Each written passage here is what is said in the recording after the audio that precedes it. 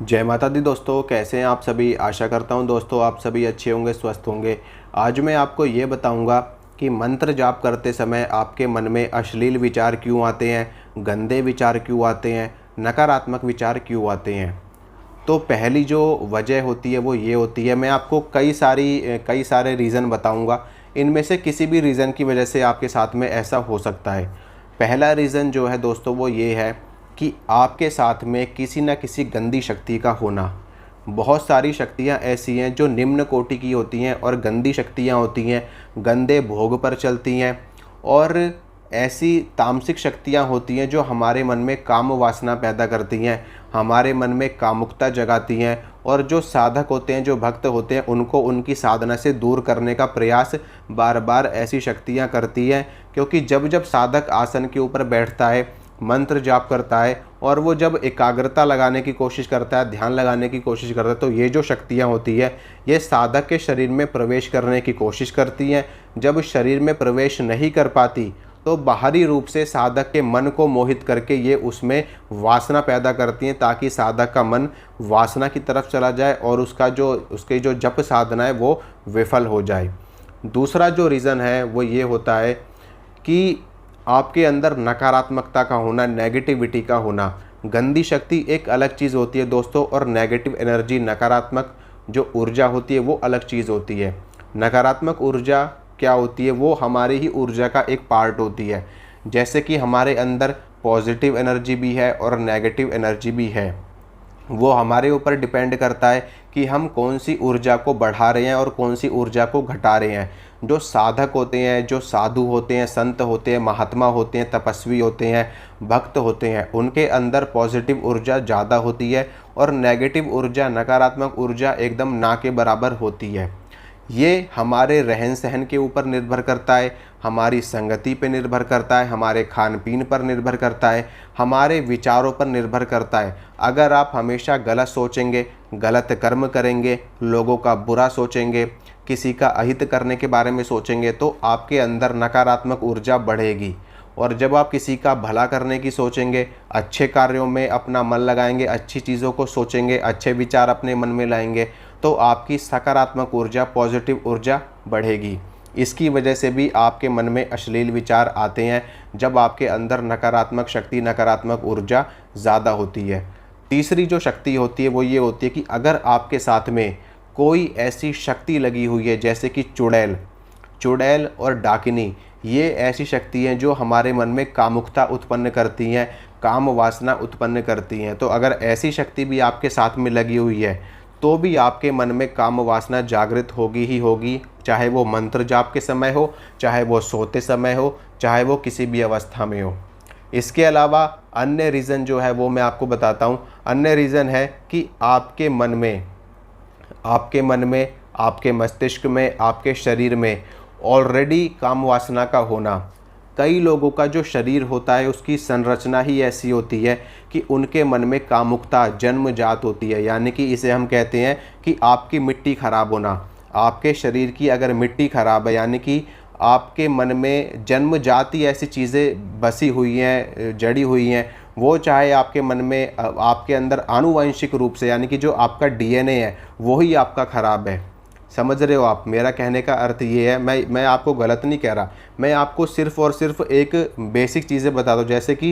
जैसे कि जो डीएनए होता है ना दोस्तों, जैसे कि कुछ ऐसी बीमारियां होती हैं जो आपके माता पिता में होती हैं, उससे पहले आपके दादा दादी में होती हैं। तो इस प्रकार से भी ये चीज़ भी जो होती है ना, ये कामुकता, काम वासना, ये भी आनुवंशिक रूप से आपके अंदर आती है। समझ रहे हो? जैसे कि माता पिता के अन्य लक्षण, माता पिता के अन्य गुण आपके अंदर आते हैं। आपके अंदर साधक की प्रवृत्ति भी कई बार माता पिता की वजह से ही आती है। क्योंकि आप जब देखोगे ना, जब आप इस चीज़ को महसूस करोगे, ऑब्जर्व करोगे, तो आप ये पाओगे कि आपके अंदर जो भक्ति है, जो साधनाएं, जो पूजा पाठ है, जप तप है, ये आपके माता पिता की वजह से ही आपको प्राप्त हुई है। तो इसी प्रकार से ये चीज़ भी आपको माता पिता की वजह से प्राप्त हो सकती है। ठीक है। इसके अलावा अन्य जो रीज़न है वो ये है कि अश्लील चीज़ों को देखना, और अश्लील विचारों को धारण करना और अश्लील लोगों के साथ रहना। समझ रहे हो? अगर आप अश्लील चीज़ों को देख रहे हो तो निश्चित रूप से वो चीज़ें आपकी आँखों के माध्यम से आपके हृदय में प्रवेश करेंगी और वहाँ पर अपना स्थान बनाएंगी। अगर आप अश्लील लोगों के साथ में रहते हो, जिनके विचार दूषित हैं, जिनका मन दूषित है, जो हमेशा हर स्त्री को गंदी नज़रों से देखते हैं, हर स्त्री को पाने की कोशिश करते हैं, तो ऐसे लोगों के साथ में अगर आप रहोगे तो भी आपके अंदर नकारात्मकता आएगी, आपके मन में गंदे विचार आएंगे। इसीलिए हमेशा ऐसे लोगों से दूर रहिए जो अश्लील लोग हैं, अश्लील चीज़ों को करते हैं, अश्लील चीज़ों को देखते हैं। तो ऐसी चीज़ों को आप अपने आप से अवॉइड करिए, अपने आप से दूर रखिए। इसके अलावा एक और रीज़न है जिसकी वजह से ऐसा होता है, वो है कि आपके मन में, यानी कि अगर आप अपने घर में जो भोजन कर रहे हो, तामसिक भोजन का करना, अगर आप तामसिक भोजन ग्रहण कर रहे हो, चाहे वो बाहर का आप खा रहे हो या अपने घर में ही आप तामसिक भोजन कर रहे हो, जैसे कि मांस का खाना, मदिरा का पीना, धूम्रपान करना। धूम्रपान चल जाता है, धूम्रपान करना इतना कोई इशू वाली बात नहीं है। बहुत सारे भक्त, साधक, साधु संत भी धूम्रपान करते हैं, लेकिन शराब का सेवन करना और मांस का भक्षण करना, अंडा खाना, ये सभी चीज़ें तामसिक आहार होती है। यानी कि जो तामसिक भोजन होते हैं, जब वो हमारे अंदर जाते हैं तो हमारे मन में काम वासना जागृत करते हैं, कामुकता को जगाते हैं। प्याज लहसुन भी तामसिक भोजन है। इसीलिए जब भी साधक और भक्त जो अनुष्ठान करते हैं, मंत्र का जप करते हैं, तो उस वक्त पर प्याज लहसुन का भी त्याग किया जाता है। प्याज लहसुन का भी निषेध बताया गया है हमारे शास्त्रों में, वो इसी वजह से, क्योंकि ये तामसिक आहार है। और जब आप इसको ग्रहण करते हो तो आपके मन में काम वासना जागृत होती है, कामुकता जागृत होती है, जिसकी वजह से आपका मंत्र जाप खराब होता है, आपकी साधना खंडित होती है और साधक पथभ्रष्ट भी हो जाते हैं। ये एक रीज़न है। तो ये जो मैंने आपको बताए हैं, ये बेसिक रीज़न मैंने आपको बताए हैं। इसके अलावा और भी कोई एक आधा रीज़न आपके साथ में हो सकता है, लेकिन मैंने टोटली जितने भी कारण थे मैंने वो सारे इसमें कवर किए हैं इस वीडियो में। इससे बाहर शायद ही कोई ऐसा व्यक्ति हो जो इससे बाहर हट करके हो, नहीं तो हर व्यक्ति इन किसी न किसी रीज़न के साथ में जुड़ा हुआ है, और तभी आपके अंदर ऐसी चीज़, ऐसी दुर्भावना, ऐसी कामवासना आपके अंदर जागृत हो रही है।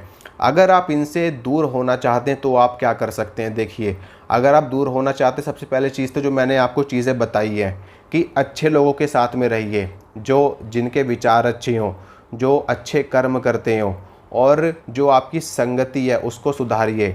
अगर आप अपनी संगति सुधार लोगे तो 50 से 80% काम आपका ऑलरेडी हो जाएगा। दूसरा, तामसिक भोजन का त्याग कर दीजिए। तामसिक भोजन सिर्फ प्याज लहसुन ही नहीं होता, जो बासी भोजन जो लोग करते हैं, बासी भोजन को भी तामसिक भोजन कहा जाता है।